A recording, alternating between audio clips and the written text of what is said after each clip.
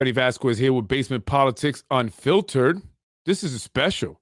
You be the judge.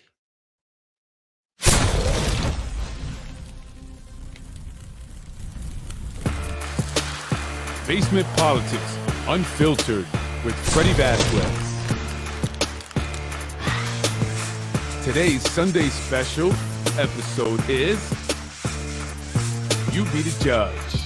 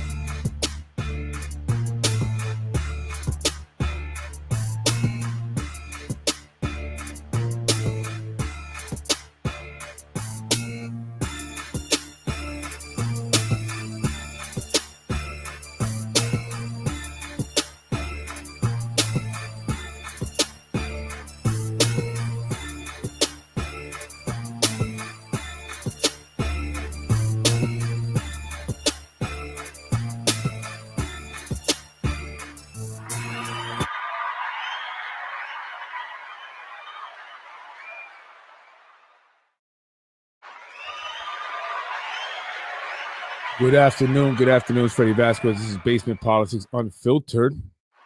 Special episode that I decided to do actually after getting some information earlier today.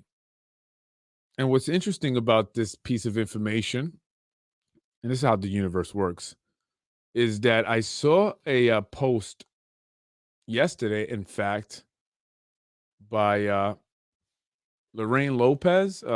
Lorraine Lopez is very involved, very active in the political scene here in the city of Yonkers. Has been for a very long time. Has worked with Phil McCone. And she supports a lot of candidates, and she attends a lot of the events that many of the candidates put on. Specifically, candidates like, or I should say elected officials, like Tasha Diaz, Majority Leader, John Rubo, Minority Whip. What is it? Majority Whip, and others. And so she put up a post. It was on Instagram, and it was in support of the judge that was recently appointed by Mike Spano, the mayor, to replace Judge Quinones, who vacated the position here in Yonkers City Court judge. Now, already that started with a bunch of controversy because initially the person that was chosen was Tom Daly. There was actually a long list of people. In fact, I believe the list was as long as maybe 10, 15 people that they narrowed it down to. And then ultimately that list was narrowed down to 5. Tom Daly being one of the 5, and that was announced. However, on the day it came to the swearing in, early morning, it was announced that Judge Aydah Medina would be appointed to the position. She was not in the list of 5 or even in the list of 15. Now, I did a podcast earlier regarding this, and there's a gentleman by the name of Nick Speranza, an attorney with Legal Aid. He is a public defender there who actually was working underneath, Aydah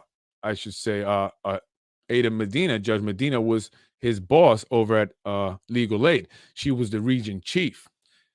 So I learned that after the fact, or during the podcast, in fact, that that was the case. Now, why is that even something I mentioned? Well, Initially, Nick Speranza wanted the position that was left vacant by Judge Quinones. He reached out to party elders, party leaders in the Democratic Party, and announced his intent to run. However, that was not received well. He was told it was not his turn. And again, this is something that I've mentioned recently in the last podcast or a couple podcasts ago I did on Mike Breen, where he mentions this waiting your turn business here in our electoral process in a magazine, WAG magazine, in which he did an article. And he mentions that in 2003, he intended on running. However, he was told that it was not his turn. So he backed out. I have heard this before, and I mentioned this in earlier episodes of the podcast about the line system here in the city of Yonkers when it comes to wanting to run for political office. So Nick Speranza wants to throw his hat in the ring. He reaches out to party elders, specifically chairman of Democratic Party, Tom Meier, who is also commissioner of DPW. However, they told him that no, you cannot run now. It's not your turn, and you have to pay your dues. So he attempted to pay his dues. He went to events, donated to candidates that were being sponsored and endorsed by the party, and tried to do what he could to support and pay his dues. However, that was not good enough. And he soon realized that it did not matter, because what mattered was what those who are in the party who made the decision already had in mind. And being someone who was not going to be told, you can't run because I said so, Nick decided to run. And that's when he went and got signs and he posted them up. Immediately, that drew retaliation from individuals within the party. And it affected not just Nick, it affected his brother, who works over at DPW. Again, Commissioner Tom Meier, also the chair of the Democratic Party Commissioner. I'm sorry, the Democratic Party Committee, excuse me, sent letters and emails out to Nick under both official capacities as the party chairman and as the commissioner of DPW, advising him to remove the signs that he had put up. Well, he was under the impression that it was okay to put up signs where he posted them because he had seen Corazon Pineda, council member who represents the 2nd District, posting signs during the elections on mailboxes and on trees and anywhere she can hang a sign up along South Broadway and everywhere else on the Southwest side or South side. So I guess he was wrong. He received these letters, but he realized that it was not about the signs, but more about discouraging him to run. That's when the surprise happened, and Aydah Medina was announced that she would be appointed by the mayor to the position, to the surprise of many. Aydah was not on the list. Aydah had not paid her dues, in the sense that Nick Speranza thought that he needed to pay his dues, and wondered why she would be named to the position, and felt very discouraged by the whole party. Now, he decided, or is going to decide, that he wants to run. He has not made an official announcement. I believe Judge Medina has. I have seen signs now on social media and, again, on Instagram, signed that post by Lorraine Lopez in support of Aydah Medina. But what caught my attention were the individuals who liked the post. Two in particular that caught my attention right away. A woman by the name of Elaine Juris Rabati, and another woman by the name of Susan Salem. Susan Salem, if it doesn't ring a bell, I mentioned on a few podcasts ago in relation to the 2004 election between Nick Spano and Andrea Stewart Cousins, where Andrea Stewart Cousins lost in her first bid for senator because it just so happens that Susan Salem found 18 ballots in the basement of Westchester County Board of Elections building in a duffel bag. 18 ballots in favor of Nick Spano, giving him the win. That was a big deal. It went to court. However, if you try to search it up, you'll hardly find anything on it. Why? Well, people can pay to have things removed from the internet. I would imagine that is what happened, seeing as that it was very difficult to find any information. But Susan Salem, the woman who found these 18 ballots that helped Nick Spano win in 2004, is the sister of none other than Zehi Jeris, former Republican Party head, now turned Democratic political operative. Elaine Jeris Rabati, from what I hear, is also the sister of Jeris. Of Zehi Jeris. So I found it interesting that the two would like the post by Lorraine Lopez in support of Judge Medina. Today, a little birdie flew in through the window. He stood on my windowsill and said, "Hey, Freddy, I just heard something. Judge Aydah Medina will be using Zehi Jeris as her campaign manager." I looked at the bird and I said, "No way." And the bird just flew away. I didn't want to come on the podcast without, at least reaching out to Judge Medina and asking if this were true.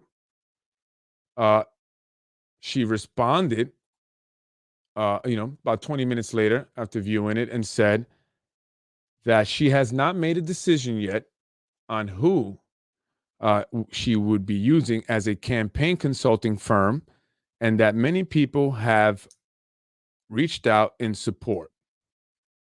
According to the birdie, she made the announcement that she was using Precision Strategies, company owned by Zehi Jeris. His son, Frankie Jeris, works apparently for the company. I'm not sure his exact position, but he is a campaign strategist as well. And he has worked on many of the campaigns for our elected officials, or some of our elected officials. Why is this an issue? Well, if you don't know by now, Zehi Jeris is a convicted felon, convicted of political corruption tied to the Ridge Hill deal, where apparently he bribed then council member Sandy Anabi, gifting her, apparently, quote unquote, gifting her $200,000 in order to change her vote on the Ridge Hill deal. Both served time. Then he was released, but served some more time for tax evasion in a Brooklyn car wash. Now he has become more involved and more active within the Democratic Party. Being that he is potentially going to represent Judge Medina, is there some kind of ethics issue there? Is there a question of, a judge having a campaign firm that is owned by or associated with, in any way, a convicted felon? Many people have said that judge races are impartial. They have nothing to do with politics. It's about law, legalities, and they of all should definitely watch who they associate with themselves with during campaigns, or at campaign fundraising events, or at any point in time in their political career. Any slight association can be misconstrued negatively, and it can raise questions, and it can cause criticism. Now, I'm not accusing or making any accusations. I'm simply reporting information that I have heard Again, this was not confirmed by Judge Medina, as she says she has not made a decision, but she did not deny the possibility. If that is the case, does this change anything? Does this change the way you may view a candidate if they are associated with someone who has been convicted of a felon, particularly of political corruption? Does this change your opinion about this individual? Why was Aydah Medina also chosen if she was not one of the 5 candidates that were being considered for the position? Many say she was chosen because she is a Latina, a woman, and she was also Nick Speranza's supervisor or boss over at Legal Aid in White Plains. It was all an attempt to block Nick Speranza from becoming the next city court judge. While using a Latina and a woman is a strategy that seems to have been concocted by the Jarris campaign consulting firm. It's a strategy, if you haven't noticed, is one that has been used recently in our elections here in the city of Yonkers.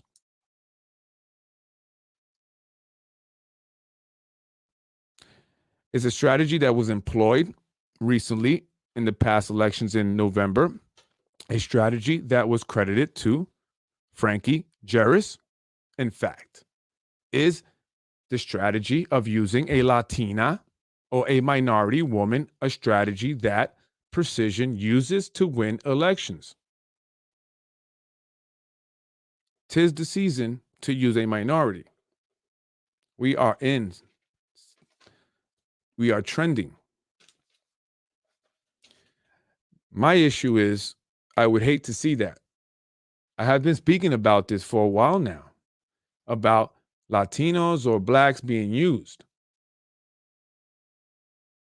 You can vote for someone who you think is going to legislate or be a certain type of elected official based on the fact that they are a woman of a certain race. But if the people behind that individual are exactly the individuals you are hoping not to have in position, you're really not doing much, right? Again, I'm not saying that this is going to be the case, but there seems to be some association there. There seems to be some connection there. And what basement politics tries to do is create a level of transparency that we do not normally see here in the city of Yonkers. It's not about race to me. It's not about gender. It should not be about race or gender to any single one of you voting. It should be strictly on merit, who the individual is, what their platform is, and you must listen to both. Make the best informed vote, because there are individuals here who are looking to influence and manipulate our political process, looking to utilize individuals in order to gain. So we must pay attention to this. And this is why I have to mention it. I have to.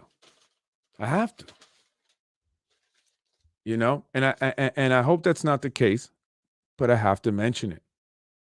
I have to. And I had to come on because I thought that this was crazy. This is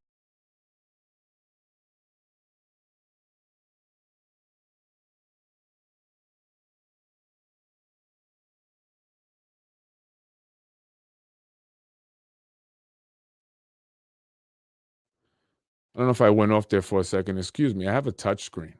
I accidentally touched it. But again, the reason why I bring this up is because I recently did a podcast. I did speak about the judge. I did speak about this particular, situation here. And someone commented that It's a judge race. It shouldn't be about politics. Judge races are supposed to be impartial. But are they? Are there people trying to influence even judges' race? Right? Was this a move to prevent Nick Speranza? And if so, what do we do about it? Do we just say, oh, it is what it is? It's politics. That's what politics is about. And is it okay that someone who wants to run for office here in Yonkers has family members bullied at their jobs? Jobs that many have tried to get, but can't seem to get, waiting for years, while others seem to wait just one election cycle. How many people were hired after November's election cycle? How many people were hired for DPW after the election cycle? And how long were their resumes or applications in the system before they were hired?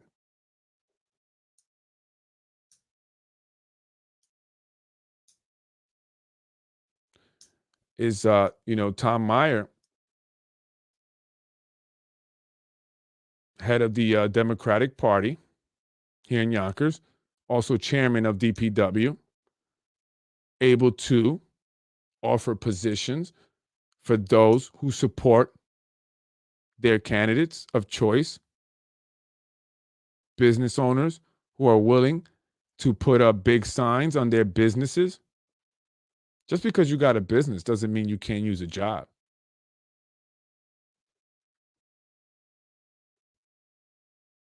That's what they say I'm looking to do. Only police commissioner. That's the only job I want. So is that the case? I was told to look into how many people were hired after November. How many people were hired after November, Freddy? You should look into that. And how long were their applications on file before they were hired? I know people that have waited 10 years to get on sanitation department. And then I've heard of people paying $10,000 to get on sanitation. This is what I heard. Am I saying it's exactly what's happening and that's what Tom Meier is doing? No. No.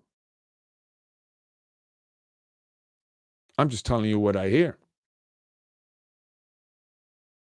And I only tell you things that I don't have 100% proof of, that I hear from multiple sources that are not connected. I mean, this is stuff I heard from guys that I have worked for me doing demo. Said, yeah, I applied for the city. I can get a job, but then someone said if I pay 10 grand, I've even heard up to 20 grand, I can get the job. People that have nothing to do with politics, that have no reason to make that up. No reason to. And then I've heard it from people who are in politics. So I mentioned this so we can keep an eye on it, because if it goes unmentioned, then these things will happen. They will think that they're getting away with it. No one's paying attention. If you notice, the elected officials that support the judge, they have a connection to Mr. Jarris. In fact, the individual that made the post on Instagram has a connection to Mr. Jarris. And in fact, the last time I saw Mr. Jarris,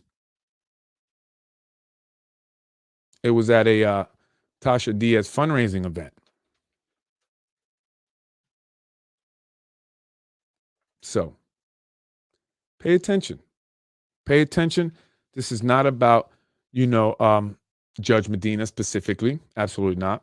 This is about the system and the way that it operates. And I am trying to, if you don't already know, shed light on that system and how that system operates. And by the way, if you go to Council Member John Rubel's LinkedIn page, he does mention a perfect solution. From what I'm understanding, it's a credit card processing company. They process credit card payments. By the way, I found a company called Gateway something. It's it's a company, and when you go to their website, on it reads a perfect solution for offshore credit card processing transaction. True story. Thought that was funny. So, oh, interesting. Well, this company assists credit card processing companies process international transactions from merchants. They are located offshore. Just saying. Just saying. Thought that was an interesting thing. But anyway, yeah, that's my special, really quick. I want to go on half hour, 25 minutes and mention this that I'm hearing today. Apparently, Zahi is so good at campaign strategizing that people are just willing to risk the association in order to win. Again, that has not been confirmed. That has not been confirmed. And according to Judge Medina, I did reach out. She said that she has not made the decision yet of who she will use as a campaign strategist, a campaign manager. A lot of people want to support. I was hoping for no, definitely not. Not at all. But again, that doesn't mean that yes, either. You can make your own assumptions from there. Again, I've also seen individuals who are associated with Zahi Jeris liking posts in support of her campaign ads. So, there is an association there with Mr. Jeris and Tom Meier, definitely in the Democratic Party. And then again, if you look at what's been going on with Nick Speranza, the individual that had wanted to, was hoping to be appointed, was hoping to get the blessing of the machine so he can get the position, is now being given a hard time. Although I believe that has ceased and desisted since attorneys have sent letters out and since I have been speaking about it, which is why I speak about it. All right. And I think it's the right thing to do. So, that connection there again, I mean, if you're not in a vegetative state, like I've said before, you can start to, as some people like to say, connect dots, kind of put 2 and 2 together. Hopefully you'll get 4.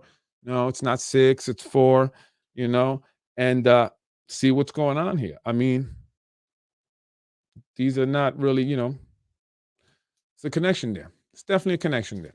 I have some photos and stuff. I'm debating on how I'm going to release those photos. If I'm going to release the photos,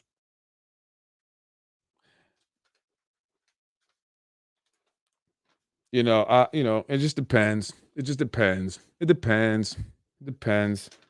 Depends if I have the time. If I have the time. Sometimes I get busy working, running my businesses. If I have the time. Anyway, who is Nick Speranza? Yeah, he's a public defender, experienced trial lawyer who has worked under Aydah Medina over at Legal Aid. Right. And again, the story is that he wanted to run for, or he wanted to, he threw his hat in the ring for the position that was left open by Judge Quinones for city court judge here in Yonkers. He didn't, get the blessing of the party. They wanted him to wait in line, wait his turn, pay his dues. Right. He thought that he was doing that. Apparently he wasn't. Then he got the surprise. Judge Aydah Medina, his boss, was going to be named as the city court judge to replace Judge Quinones. Now, they will be facing off this June in the primaries. It's going to be good. I'm going to be all over it. All over it. Unless I'm too busy. Unless I'm very busy. But if I'm not, I'm going to be all over it. All over it. See how busy I am this summer. Something's wrong with me. Something's truly wrong with my brain. I'm sick in the head. They say I am. No, I don't need anyone to entertain me. I can entertain myself totally. That's always been my thing. But yes, I will be all over it this June, the primaries. It's going to be a war. It's going to be crazy. It's going to be a lot of stuff coming out. I'm going to be covering it. Again, Nick Speranza wanted to do this. They didn't want him to run. So they started to harass his brother over at DPW, writing him up, sending him home, giving him, a task all the way out in Long Island. What are you, DPW in Yonkers? Why are they sending you to Long Island? They even threatened to fire him if his brother won, if he did enter the primaries. But now he's going to enter the primaries. Okay. And that's going to expose something really deep rooted here in the city of Yonkers, in the government, in the way that our elections go. It is. It's going to expose it. I mean, what is this wait your turn stuff? And it's very real. You want proof of it? Well, just read the article in WAG magazine, right? Where they interviewed the no, I'm not gonna say the guy, the council member, Mike Breen, in WAG magazine. And he says it. I wanted to run in 2003, but they said I had to wait my turn. It wasn't my turn. So he backed out. All right. So there's a line. There's a line. It says a lot of interesting things in there, actually, that I think, I don't know if he wanted to say it, if that was intentional, or that was just his arrogance. I don't know which one it was. But he talked about his limo company going under after 35 years, blaming Uber, and how he's making politics his career. And if that doesn't, go any further after this, term, that he's going to focus on his wife's real estate career. Wow. Really? Real estate? Man, how did you get that idea? Actually, in fact, I think, yes, his wife, actually, someone told me, sold the house that the mayor lives in now. She sold it for the former mayor and represented both parties, so got a double commission, a whopping lot of money. So that's it there, folks. So, yeah, it's going to be interesting, this primary. Pay attention. Pay attention. It's going to be a lot of things going on. I'm going to be all over it. I'm going to be covering it because that's what I do. I'm Freddy Vazquez. Tune in tonight because I will be back. This was a quick special. I just wanted to mention that because I was like, oh my God, really? This is real? She announced that she was going to be using precision. Say Jared. No way. No way. No way. That's like. I don't think you were. You know what I'm saying? I was raised in housing. I don't think you. That's like one of those moments when you're like, what? Is this really happening? Like when that guy, the connector, tried to connect with me. I was like, what? Is this really happening? So I did reach out, to be fair. She said, hasn't made a decision yet. So I'm assuming he may be in the running. Are they in the running to be the consulting firm? No, it's a bad move. It's a bad move. It's a bad move. Don't associate yourself because I'm going to be all over it. Wins. Freddy wins. Fatality. All over it. And you don't want that.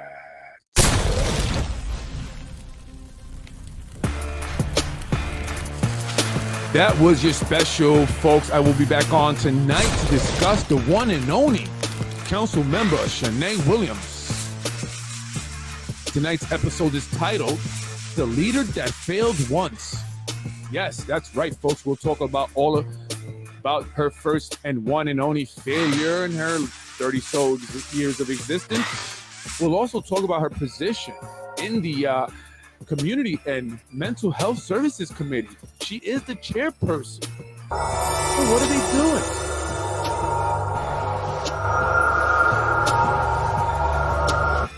A lot of mental health, issues going on in District 1 that she represents, as well as being the chairperson of the Community and Mental Health Services Committee.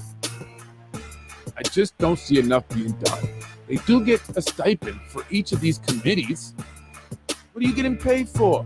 Let's talk about it tonight, folks, at 9 o'clock on the dot. The show, Freddy Vazquez. This is based in politics. You know how I do. No!